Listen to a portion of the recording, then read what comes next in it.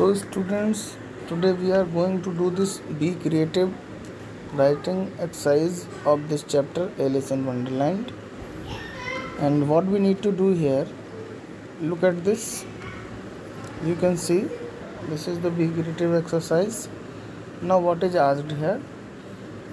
What do you think happens to Alice after she has eaten the other part of mushroom, other piece of mushroom?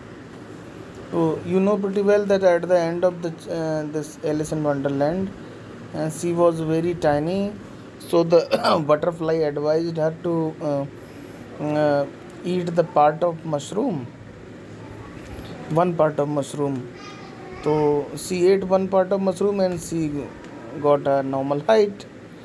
But and what she did, she took the remaining part, the other piece of the mushroom in her pocket.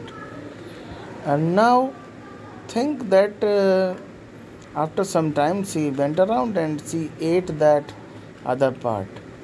So what will happen, that you need to think at your own, whether she grew small, or she grew taller, or she grew fatter, or she got wings.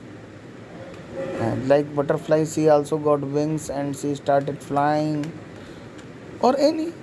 Think about yourself, think it at your own, what possibly could happen. You need to imagine at your own, and then give a good ending to the story. Okay, in a paragraph, means concluding paragraph, you need to make it at your own. So I hope you can easily think and you can write, and you know pretty well that whenever we write a story, we use past tense, means second form of the verb. Like she ate the remaining piece of the mushroom, and she got wings, or she got shrank a very tiny size.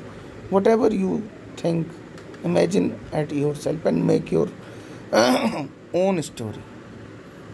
Make your own story, end of the story, some twist in the story, and then you end it. Okay, at your own in a paragraph. And don't make it large, keep it small.